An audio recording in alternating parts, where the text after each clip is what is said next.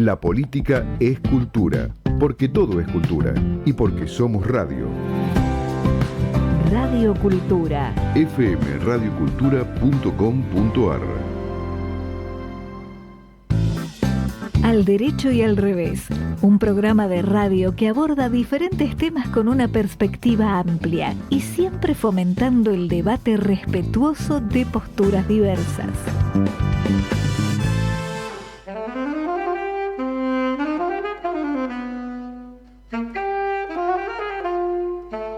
Buenas tardes, ¿qué tal? ¿Cómo andan? Empezamos el programa número 369 de Al Derecho y al Revés. Aquí estamos con Marta Ollanarte. Yo soy Alejandro de Lucarov, para quienes no me conozcan o no me recuerden. Y estamos con un invitado sumamente interesante que vamos a presentar ahora para tratar un tema verdaderamente apasionante y novedoso. Tenemos en la operación a Nico Ciancaglini, está Fede Politi como siempre en la producción, le damos la bienvenida a Pedro Beckenstein. ¿Se pronuncia así, Pedro? Está bien. En realidad la SSH esa es compleja. O sea, Es que en compleja, general, es sí. compleja. No he escuchado, mira, no te distinguís por la originalidad en este caso, Alejandro, porque no he escuchado reportaje a Pedro que no le digan, está bien pronunciado tu apellido así, y el pobre Sí. Pedro tiene que decir que sí, que más o menos, pero que ya está acostumbrado. Bueno, Es te así. digo que si yo digan Drukarov, quiero ver quién pronuncia bien la R y le mete las dos Fs al final y posiblemente le pongan K, así que bueno. Pedro Beckenstein, egresado, lo voy a destacar como lo he destacado cuando charlamos con él hace unos años del Nacional de Buenos Aires, es doctor en biología por la UBA, tiene un postdoctorado en la Universidad de Cambridge sobre, y esto es importante, mecanismos biológicos de la persistencia de la memoria. Es investigador del CONICET, es director de investigación del Instituto de Neurología Cognitiva de la Fundación INECO y del Laboratorio de Neurociencias y Sociedad del INSIT, es profesor titular y dirige la maestría de Neurociencias en la Favaloro. Bueno, currículum larguísimo, 3 libros Sí. muy interesantes, de los cuales hemos hablado hace unos años, pero vamos a volver a charlar ahora. Pero, Pedro, yo arranco porque hace poco tiempo, hace unos meses nomás, se conoció un estudio que dirigiste junto a Mariano Belucio, donde se avanzó en el descubrimiento de un mecanismo biológico para la recuperación de recuerdos. Y te cito, se sabe bastante de cómo las memorias se almacenan y consolidan, pero se sabía muy poco de lo que pasa una vez que esas memorias están almacenadas y tienen que ser recuperadas. Y a eso apunta el trabajo. Yo te iba a pedir, ¿podés explicarnos en palabras que puedan comprender los legos como nosotros y nuestros oyentes, en qué consiste ese trabajo y sobre todo qué posibilidades se abren a partir de ese trabajo? Sí, el trabajo es un trabajo en roedores, es como muy técnicamente muy específico porque medimos varias cosas, entre ellas como la actividad de unas neuronas muy particulares en el hipocampo de ratas en este caso. Pero la idea general tiene que ver para mí, derribar como una especie de creencia, no solo te diría en el campo de los científicos, sino en el campo científico, de que la información almacenada, o sea, la información que está almacenada en el cerebro de alguna manera, eh, siempre es evocada de la misma manera. Es decir, que digamos, independientemente del contexto donde uno quiera evocar determinada memoria, esa memoria va a estar evocada porque, bueno, se construyó de una manera particular. Y lo que me gusta del trabajo es que le da como otro enfoque, como, bueno, dependiendo de cómo sea ese ambiente en el que esa memoria va a ser evocada y cuál sea el estado interno de ese individuo, esa memoria se va a evocar de una manera o de otra, o se va a evocar o no se va a evocar. Entonces queríamos estudiar un poco más finamente ese fenómeno. El ejemplo que doy, a veces en humanos, un poco exagerado, pero para que se entienda un poco mejor la idea, es que, digamos, a medida que pasan los años, algunos lugares donde uno estuvo pueden haber cambiado mucho o pueden haber cambiado poco, digamos. Es decir, que las claves que uno va a tener, visuales, por ejemplo, pueden ser de otro tipo, sensoriales de otro tipo, pero las claves que uno va a tener van a ser más o menos, y que a uno le va a permitir evocar ese recuerdo. Por ejemplo, si uno vuelve, no sé, a la escuela primaria donde fue y entra a un aula y dice, bueno, este es el aula donde yo cursé, no sé, sexto grado, porque, no sé, hay determinadas claves visuales, pero puede ser que hayan pintado las paredes de otra manera, que hayan cambiado el Ah, piso, y entonces por ahí no hay claves suficientes para reconstruir ese recuerdo que tenemos nosotros, porque es muy distinto el lugar ahora. Entonces, el ambiente cambia todo el tiempo. eh, y entonces, si recordamos o no va a depender de cómo esos cambios en el ambiente permiten o no recuperar esa memoria que nosotros tenemos de ese lugar. Y eso es lo que nosotros quisimos ver en este caso en un estudio en roedores, que es cómo es que los roedores en este caso podían o no recordar un ambiente en el que habían estado si cambiábamos la cantidad de claves visuales necesarias o que podían estar disponibles para evocar esa memoria. Y lo que descubrimos es que sí, obviamente con más claves es más posible, es más probable que los animales recuerden, pero con menos claves, a veces los animales se acordaban y a veces no demostraban memoria de haber estado en ese lugar. Y eso se relacionaba mucho con la actividad neuronal, es decir, que la actividad neuronal estaba respondiendo no solo al ambiente, no solo a la cantidad de claves visuales que era, sino que a algo interno, que era lo que uno podría pensar es la disponibilidad de esa información de acuerdo a las claves que uno Vos tiene. hablás en alguna de las notas de la necedad del cerebro. Quisiera que nos expliques eso, la necedad del cerebro. Y además te voy a dar un ejemplo, ustedes mencionaban algún ejemplo, eh, un libro que se publicó hace muy poco, que me hizo recordar mucho a vos, a las cosas que trabajás, es de una escritora joven, se llama Julieta Correa. El libro se llama ¿Por qué son tan lindos los caballos?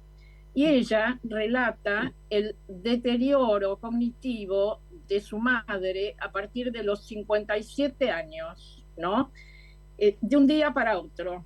Y como escritora empieza a registrar algunas cosas, incluso encuentra partes de un diario de la madre y le menciona el diario y la madre contesta cualquier otra cosa y ella en una frase que me pareció muy impactante, ahí me acordé mucho de vos, ella dice, la escritora, yo sé que mi madre tiene en su cerebro todos esos recuerdos, no encuentra el camino para hacerlos salir, ¿no? Sí, que es una de las ideas que está cada vez más fuerte, digamos, en el campo de los que estudian la memoria, los que estudiamos la memoria, que tiene que ver con que la información puede llegar a olvidarse, pero que es probable que algunas memorias, no sé si todas, por eso hay como un debate y eso no está sellado, digamos, hasta cierto punto uno podría ser que las pudiera recuperar. Que lo que se va perdiendo es el acceso a esas memorias, como que el sustrato de alguna manera está, pero que nosotros vamos perdiendo acceso. Y un poco, digamos, el trabajo que nosotros hicimos tiene que ver con esta flexibilidad que tiene el cerebro para recordar y que, por eso, no sé si lo llamo necio, pero como que hay una necesidad de tomar decisiones. El cerebro tiene que tomar decisiones porque está tratando de predecir lo que va a ocurrir en el ambiente para poder adaptarse mejor. Entonces, uno puede reconocer un lugar en el que estuvo o puede no reconocerlo, digamos, como les digo, porque cambió mucho y uno dice, bueno, este es un lugar nuevo, no lo conozco, almaceno información nueva sobre este lugar. Pero puede pasar lo opuesto, que es estar en un lugar eh, que sea nuevo, pero que uno lo reconozca como familiar, porque se parece mucho a algún lugar donde ya estuvimos. Entonces hay como, está poco estudiado, digamos, cuando uno habla de amnesia, pensar a la memoria de esa manera, no solo como la incapacidad de recordar, sino lo de reconocer algo como familiar cuando en realidad no lo es. Y ese es un punto interesante para poder empezar a pensar de qué se tratan las amnesias y de qué se trata el deterioro cognitivo. Cómo se distorsiona la memoria, no solo cómo se pierde, sino que puede haber una distorsión Y grande. una pregunta, ¿qué es y qué función cumple el glutamato? El glutamato es un neurotransmisor, es decir, es un químico que está naturalmente en el cerebro y que en particular es bastante importante para generar estas conexiones, este fortalecimiento de las conexiones que se cree que ocurre cuando se generan recuerdos nuevos. Cuando se generan recuerdos nuevos se almacena información, se libera glutamato y ese glutamato tiene que ver con el reforzamiento de las conexiones. Y lo que nosotros vimos en este trabajo en particular es que al mejorar la función del glutamato, en este caso los animales son capaces de reconocer un lugar con muy poca información. Como que yo puedo potenciar, y esto va en esta idea de que la memoria está, y si yo la potencio, la puedo ver, digamos, puedo modular esa evocación, puedo hacer que vaya para un lado, para el reconocimiento, para la familiaridad o para la cosa novedosa, si aumento o disminuyo la cantidad, la disponibilidad de este glutamato en el cerebro, en este caso Ahora, en el hipocampo. entonces, Pedro, en ese sentido, hablarle un poquito a la audiencia de las posibilidades que ven ustedes, digamos, de que los resultados de esta investigación, por ejemplo, ayuden a diseñar estrategias terapéuticas para el Alzheimer, para ese tipo de enfermedades que tanto temor y tan dolorosas son para las personas. Pedro, ¿vos escuchás? Sí, escucho. Marta, te Nos veo quedamos sin Marta. congelada un poquito. Sí, Ahí ahí volviste. voy. ¿Me escuchaste, Pedro, la pregunta? Sí. Sí, sí, sí.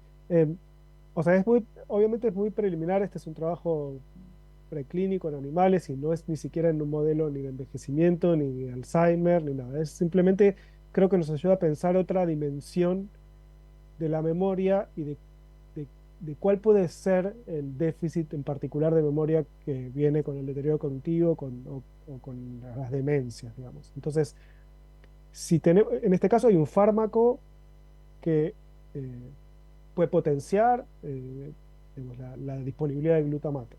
Entonces, si, por ejemplo, en alguna demencia, en alguna patología, las fallas de memoria en parte tienen que ver con esta idea de no poder, que no te alcancen las claves para poder sacar esa memoria que todavía está, entonces quizás alguna ayuda farmacológica puede servir para eso.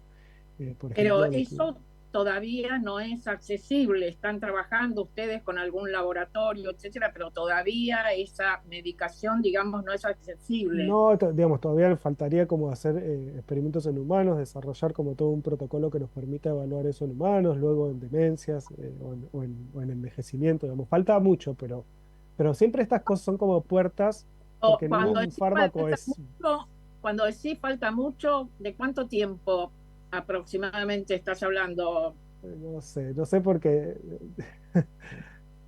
es muy difícil, digamos, para mí es muy difícil salirme de la coyuntura del país y lo que vivimos los científicos para poder proyectar a largo plazo. Digamos. En este momento, por ejemplo, estamos muy, muy frenados con el tema de investigación, Claro. entonces yo no sabría cuánto acá. Claro, Normalmente uno podría pensar de acá unos años, 5 o 6 años, poder empezar a evaluar en humanos, poder tener algún resultado y poder pensar eventualmente en algo. Hay algunas sustancias que tienen que ver con el glutamato que se han utilizado un poco para algunas demencias con Alzheimer, pero bueno, es una enfermedad con la que ha sido muy difícil encontrar tratamientos. Eh, Eh, están frenados, vos estás hablando, entre otros espacios, del CONICET, están frenados por falta de acción estatal, están frenados ¿por qué?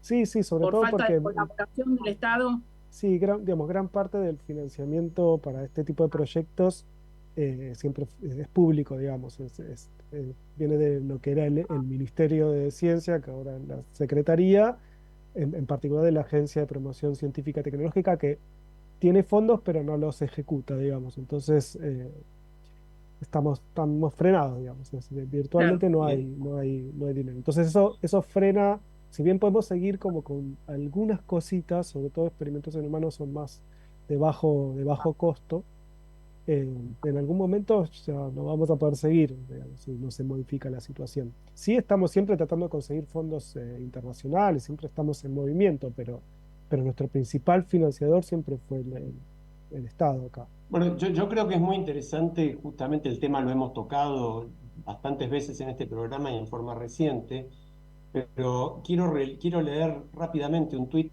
tuyo del 30 de agosto, donde vos dijiste, hoy los científicos y científicas nos movilizamos al polo científico para frenar la desintegración del sistema científico y su comunidad. Los fondos para investigación y desarrollo están congelados, proyectos y equipamiento a punto de arruinarse por décadas. Yo creo que es bueno aprovechar para resaltar el contraste entre investigaciones como la que estábamos conversando y seguiremos charlando con Pedro, que parten 100% de científicos basados en proyectos públicos, y bueno, y esta realidad tan compleja donde hoy la gestión actual está prácticamente desfinanciando esta investigación científica. Sí, me parece como importante esta idea de los científicos la conocemos, pero a veces es muy difícil de transmitir, ¿no? Que los proyectos de ciencia fundamental y de investigación fundamental con preguntas como muy básicas, no tienen, pueden o no tener un efecto a largo plazo sobre después algún diseño, algún desarrollo para la salud humana. Pueden o no, es un riesgo que en general es tomado por el Estado, que financia estos proyectos más riesgosos porque digamos, el payoff o las consecuencias de eso pueden multiplicarse por 1000 si uno encuentra algún tratamiento para una enfermedad. Y en general los privados, porque todos dicen, bueno, pero ¿por qué no invierten? Los privados no invierten en proyectos de tanto riesgo, invierten en algo que esté mucho, mucho más avanzado. Pero para poder llegar a ese punto necesitamos un financiamiento estatal. Entonces siempre es una comunidad, pero bueno, en esta instancia necesitamos eso, esa es la realidad. Correcto. Pedro, yo te iba a llevar, en tu libro 100% Memoria, libro de 2018, vos hablabas, decías cómo funciona la máquina de recuerdos y decías que todavía tenía más de misterio que de comprobación científica, que en los laboratorios del mundo se pasan años para descubrir y comprobar algo extraordinario que sin embargo está lejos de responder estas preguntas fascinantes. Y te preguntabas también, porque vos recordabas, y a este tema te quiero llevar, cada día se mueren y nacen nuevas células que reemplazan a las que nos dejaron. Cambiamos a través del tiempo, fuimos reemplazados y sin embargo seguimos siendo nosotros mismos. ¿Cómo persiste la memoria a través del tiempo si su sustrato biológico se degrada? Es decir, te planteabas todas estas preguntas y hoy estás cerca de conseguir algo que en definitiva va a ayudar a recuperar los recuerdos con estas nuevas personas que vamos siendo cada días, horas, meses, ¿no? Sí, o sea, es una pregunta como muy grande y que sigue siendo como muy fascinante, porque en algún punto la pregunta es por qué somos quienes somos y cómo seguimos siendo la misma persona o percibimos que somos la misma persona a pesar de que estamos en constante cambio, ¿no? Y lo que nos mantiene es la memoria, lo que nos mantiene siendo la misma persona, no es otra cosa. Es el recuerdo de nosotros mismos y de nuestras experiencias, que a su vez va cambiando con nosotros. Es como que la memoria va cambiando a medida que nosotros vamos cambiando. Entonces hay una sensación de que nosotros somos consistentes, de que recordamos las mismas cosas, pero la realidad es que no, nuestro cerebro va cambiando con nosotros y se va adaptando a nuestros propios cambios. Y es un poco vertiginoso en algún punto, pero a la vez a mí me resulta lógico y fascinante eso. Eh, este programa, como todos saben, se llama Al Derecho y al Revés.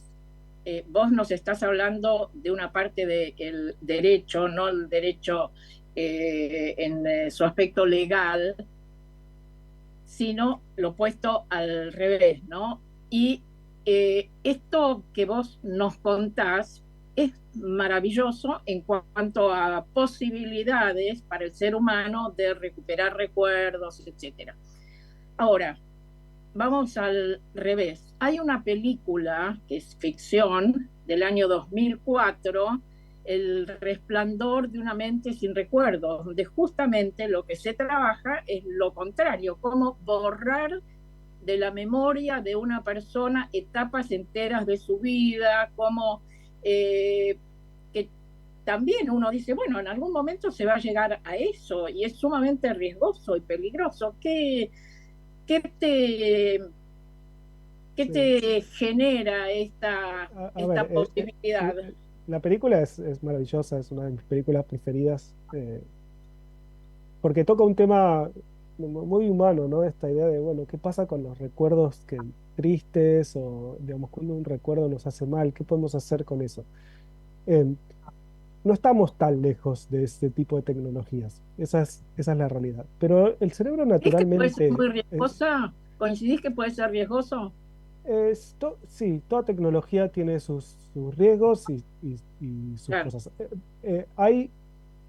Hay tratamientos basados, digamos, en esa idea de la ficción, en la idea de que uno puede identificar los recuerdos o etiquetarlos y después borrarlos. Y digamos, eso ocurre efectivamente cuando se ha probado en humanos ese tipo de estrategias, que ya no tiene que ver con poner un casco y borrar, sino con estrategias farmacológicas o comportamentales, pero tiene que ver con desestructurar o lo que llamamos labilizar esos recuerdos para que sean más susceptibles a ser modificados.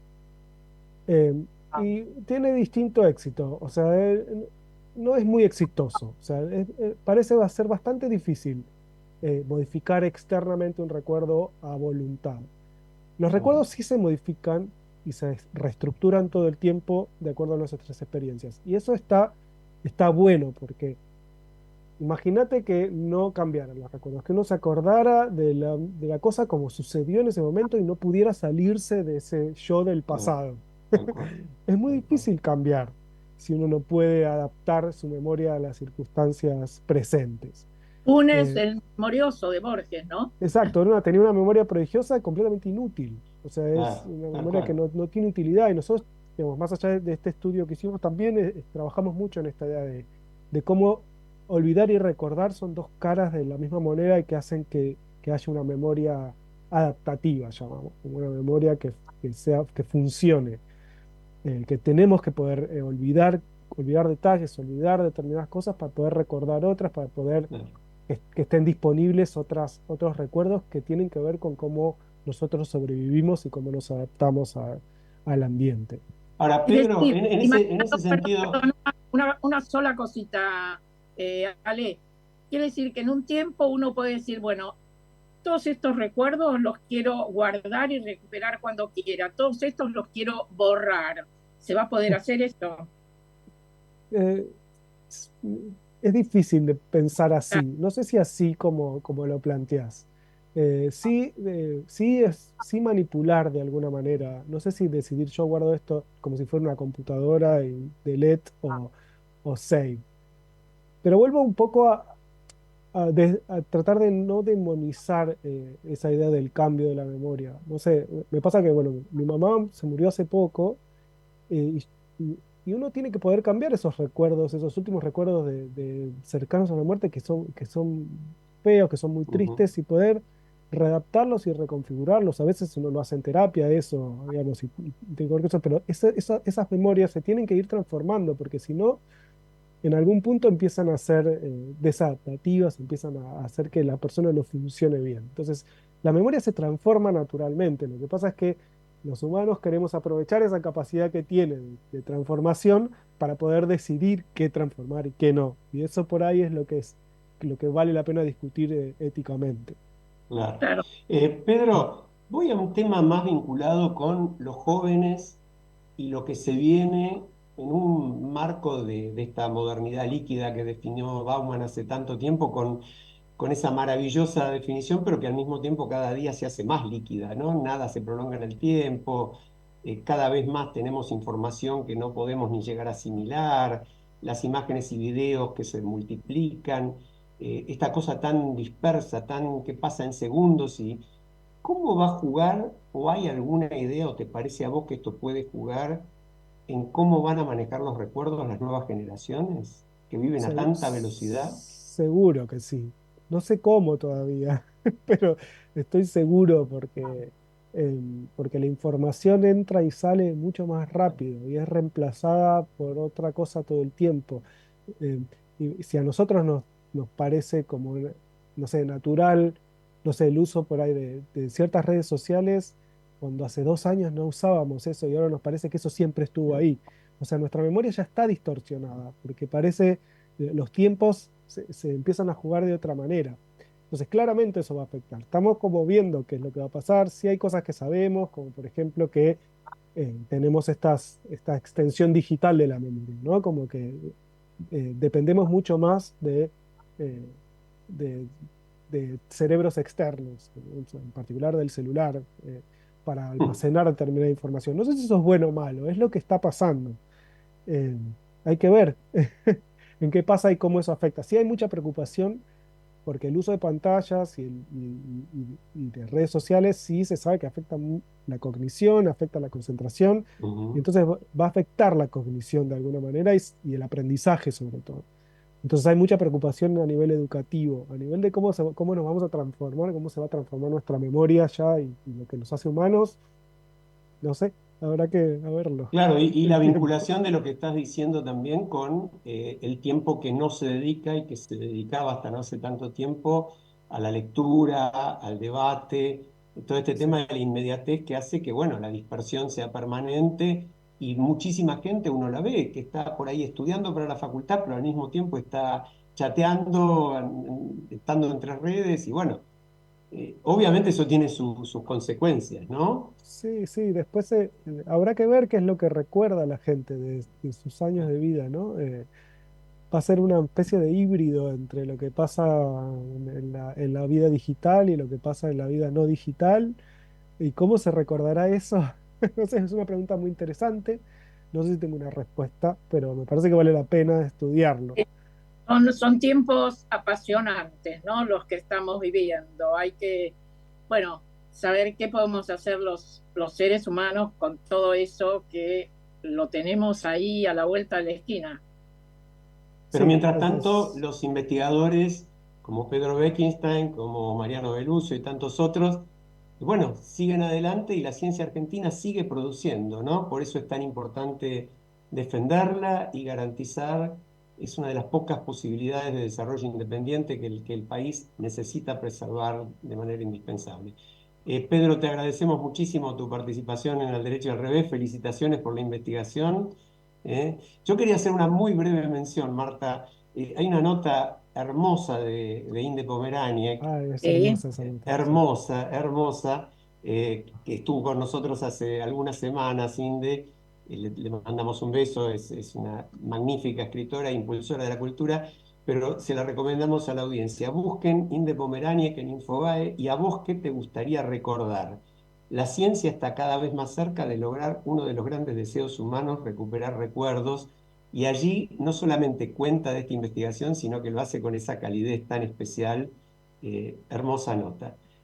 Pedro, un gran abrazo y felicitaciones nuevamente. Muchas gracias Gracias, por Pedro. invitarme. Nos vamos a la pausa musical, ya volvemos.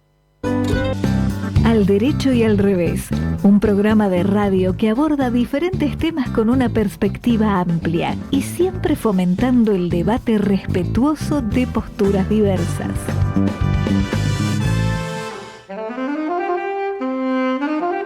Bueno, estamos de vuelta. Qué Y, hermoso el tema de Sabina, qué bueno, locura. claro, contanos a quién escuchamos y además esas referencias que hace justamente a cosas que hemos hablado con Pedro, el olvido, la memoria. Tal Contanos, cual, tal contanos cual, tal cual. qué trata. Ya dijiste que era Sabrina, ¿en qué circunstancias él dio a conocer esta nueva canción del...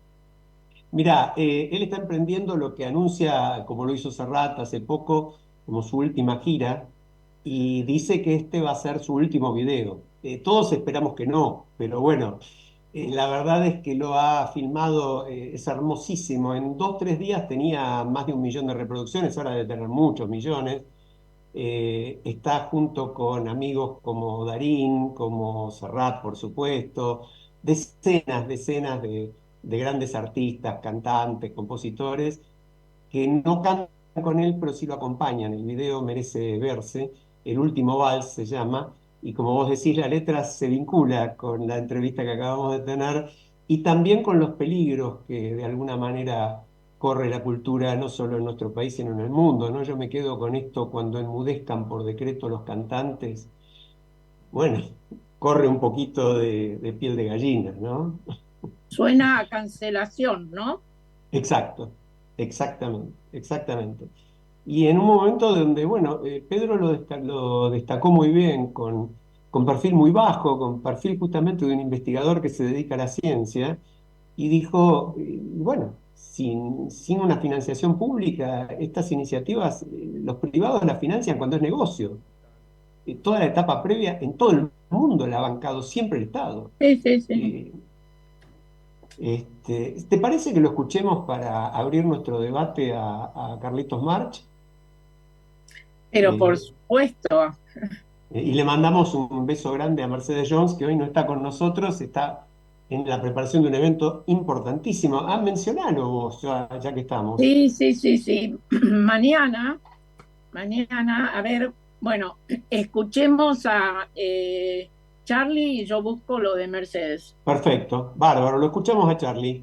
Hola, buenas tardes, ¿cómo están? Gusto volver a tomar contacto.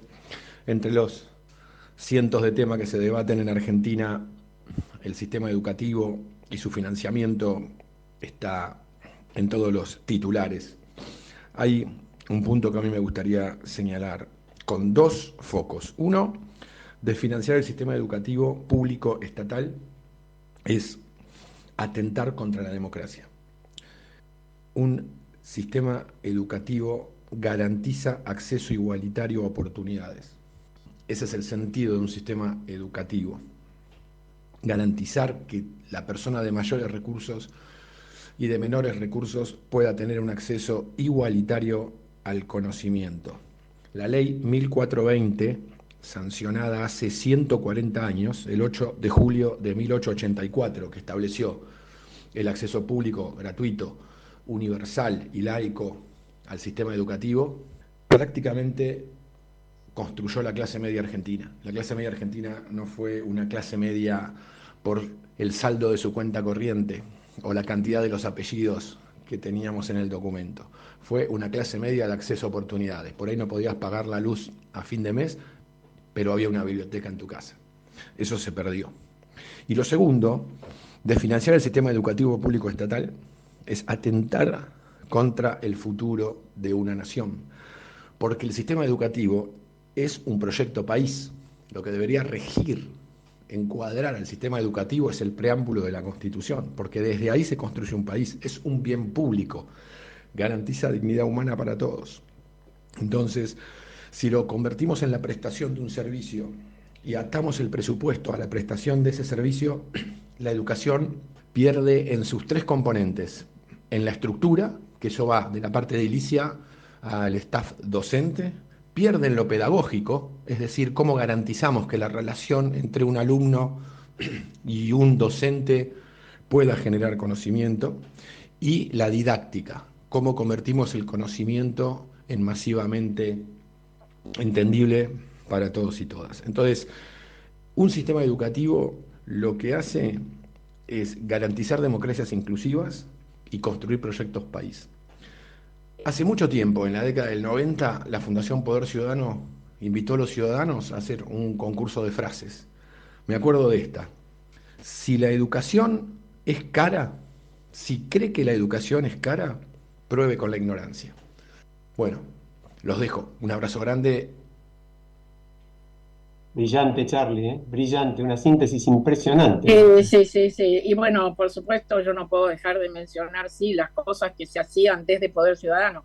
Esto que mencionó Charlie, pero también cosas que trabajábamos mucho en las escuelas. Y nos dicen, pero ¿cómo en las escuelas? ¿Y cómo llegaban a las escuelas? Bueno, entre los tantísimos ciudadanos y ciudadanas que se acercaban a Poder Ciudadano, por supuesto, había padres, madres de distintos colegios y les decíamos, ¿por qué no ofrecen en su escuela la posibilidad de realizar programas de educación en derechos cívicos para los chicos?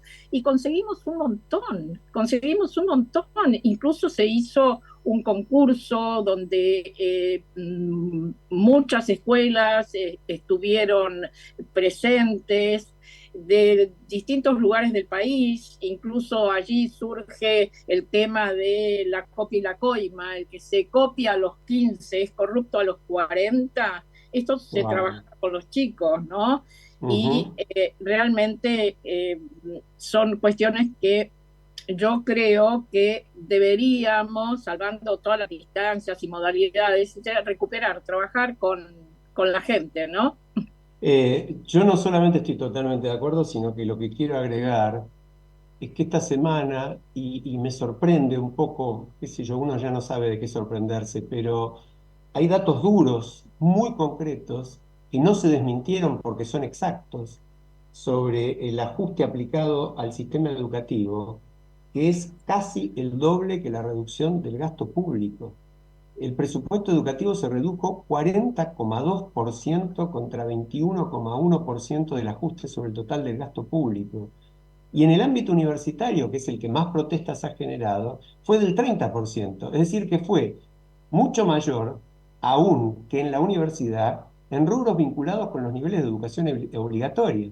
Por ejemplo, 71% conectar igualdad, 64% infraestructura y equipamiento, 57% acciones de formación docente y acciones de formación tecnológica, 55% fortalecimiento de edilicio de jardines de infantes, 54% becas a estudiantes. Todos estos datos, bueno, vos viste, no sé, Marta, está muy preocupada nuestra dirigencia política ya en las elecciones del 2025. De esto no se habló esta semana. Es un horror. Es que no se habla de cuestiones institucionales, se hablan de cuestiones electorales. Siempre decimos desde acá incluso, el futuro para los políticos es la próxima elección. Y yo Ujú. quisiera rescatar una visión holística de quienes han recibido el Premio Nobel de Economía hace pocos días, que es Sí, señora. Acemoglu, un turco, Robinson, británico, y Johnson, norteamericano, y ellos hablan de la importancia de las instituciones, incluso dicen que es mejor que haya instituciones fuertes aún con líderes moderados o débiles y no líderes fuertes con instituciones débiles. Y yo creo que lo que hay que transmitir con palabras muy simples es, bueno, pero ¿qué son las instituciones? La gente aquí, pero ¿qué es esto? El desarrollo institucional. Las instituciones son nada más y nada menos que reglas que una sociedad se impone para paliar la incertidumbre de la vida en común. Y son Tal cual. reglas Y que, reglas que se pero mantienen en el tiempo. Claro. por Gobierne supuesto, quien gobierne.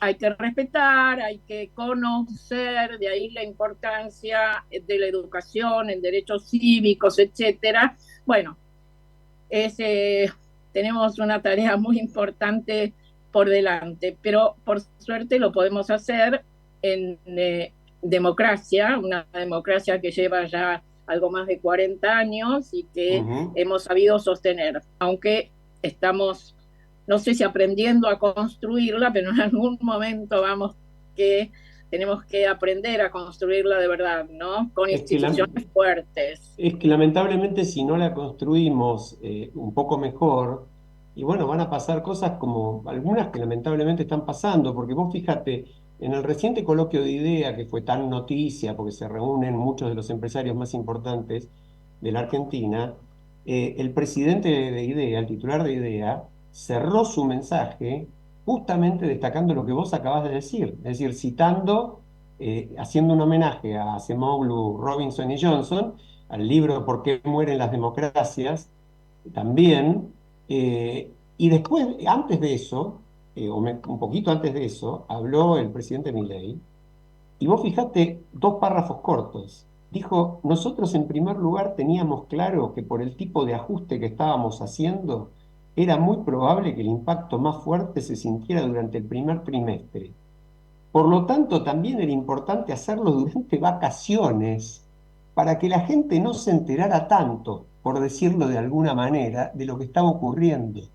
Esto dijo el presidente hace 3 días. Después habló, como siempre, de conochantas, mandriles, degenerados fiscales, discurso contrario completamente a cualquier propuesta de acuerdo y a la prédica de consenso que hasta antes de este gobierno planteaba idea y por suerte el titular la respaldó al final. Pero bueno, acá no se trata de una postura partidaria, acá se trata de lo que dijiste vos.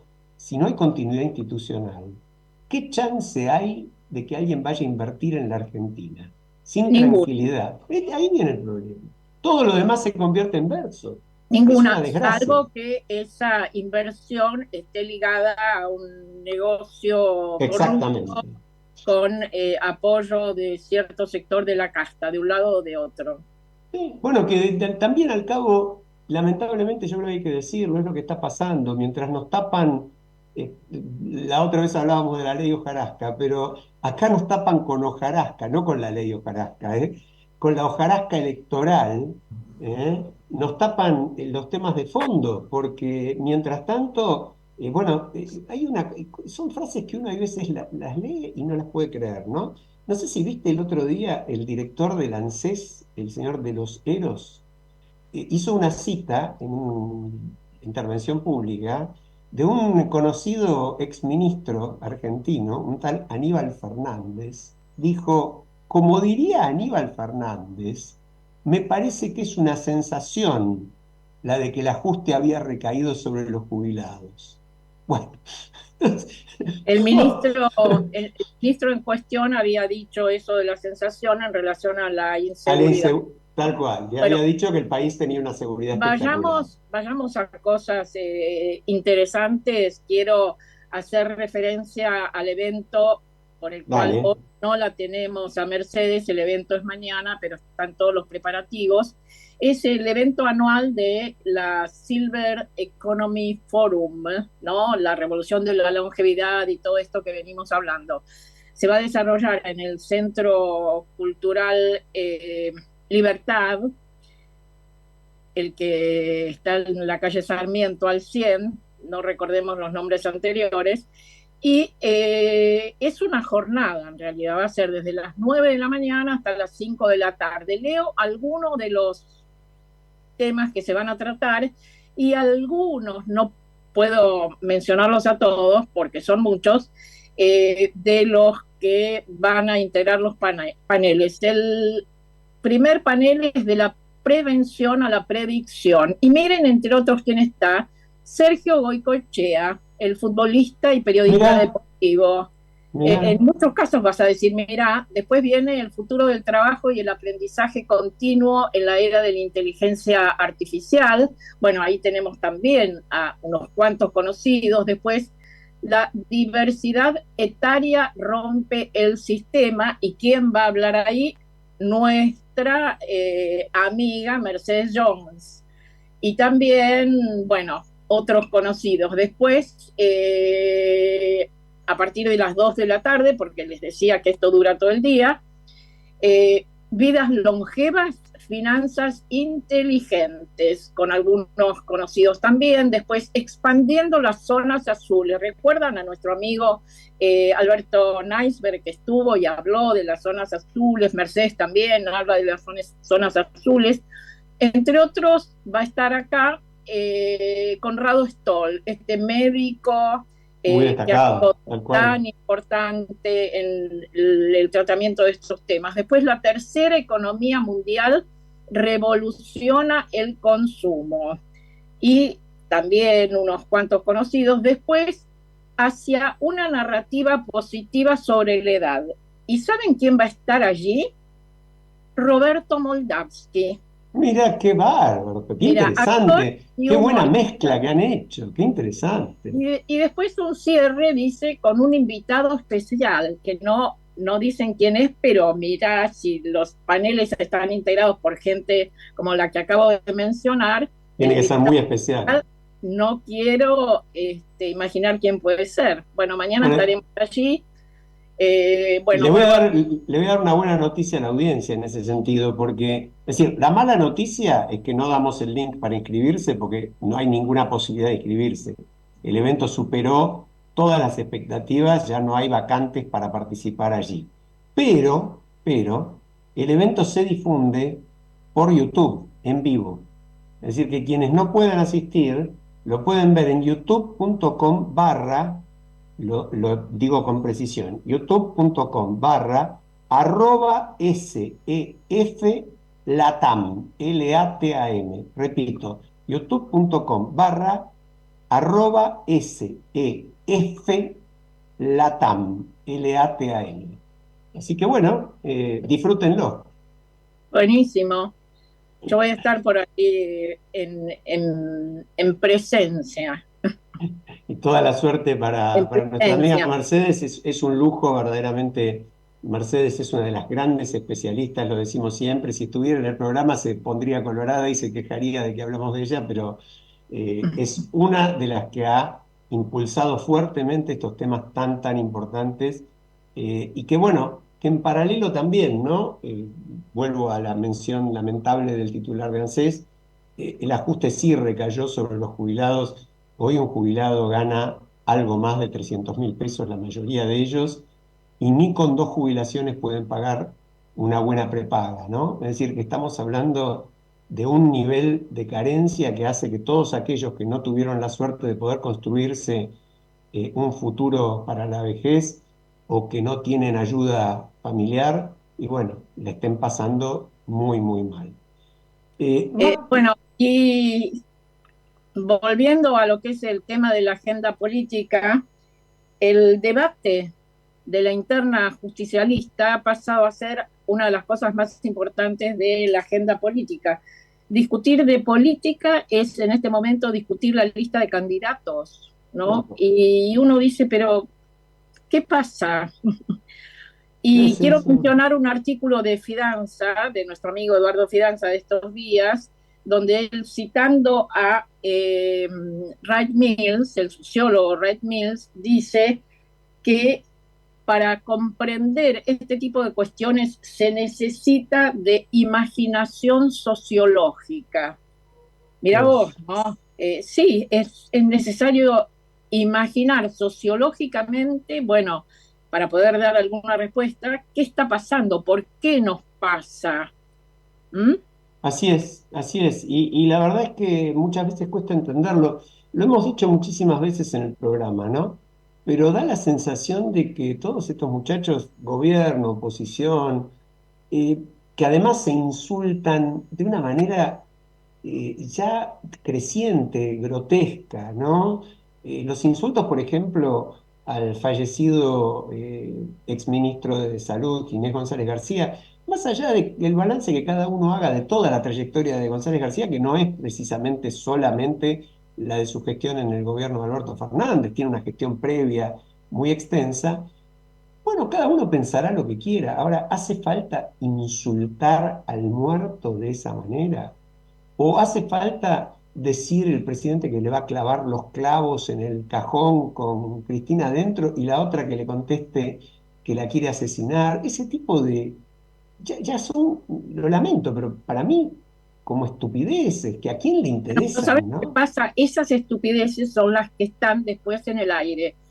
Yo estoy segura que si enciendo ahora el televisor, escucho hablar de estos temas. Tal cual, tal Nosotros cual. mismos estamos hablando de estos temas. A mí me encantaría seguir hablando del evento de mañana. Y sí, por supuesto. Bueno, pero yo te quería preguntar, porque todos nos lo vimos y mucha gente joven, por supuesto, le dicen quién era Isabel Martínez de Perón o María Estela Martínez de Perón, como era su verdadero nombre. Y bueno, con un poco de suerte sabrán que era la viuda de Perón que quedó como presidente cuando él murió, y no sé cuántos, no sé qué porcentaje de la población lo sabe. Pero, ¿qué opinas de esta curiosísima reivindicación que hizo la actual vicepresidenta, poner un Y busto yo en el lo citaría Senado? a Wright Mills. Es necesario alimentar la imaginación sociológica para poder darle explicaciones a este tipo de cosas. Yo creo que lo más inteligente que hizo Isabel Perón en su vida fue recluirse en España y que ahora una figura de importancia institucional como es la vicepresidenta la reivindique de la manera en que la ha reivindicado, incluso inaugurando un busto en el Senado, sacando el anterior de Kirchner, que nos puede gustar o no gustar, bueno, estaba ahí. Eh, no sé, realmente hay quienes dicen, bueno, está buscando su propio camino político, está armando algo, pero los aliados que está juntando no son los que más pueden ayudar a la construcción de un proyecto político inteligente y que nos hable de futuro, de bienestar. Mencionar a Estela Martínez de Perón es mencionar a López Rega, mencionar las Exacto. Teresa, mencionar el tema del nepotismo. No llegó por capacidades propias, sino por decisión de su esposo, Juan Sí, Domingo sí, sí, Perón. tal Bueno, cual, tal no, cual. no, Bueno, además ahí reivindica, fíjate la mezcla, ¿no? Esto es muy interesante desde el punto de vista de cómo se desvirtúan conceptos que son valiosos. Por ejemplo, decir que María Estela Martínez de Perón fue la primera presidenta de un país electa por el pueblo, lo cual técnicamente puede ser cierto, pero como decís vos, la eligió su marido porque no tenía a quién poner confiable de vicepresidente.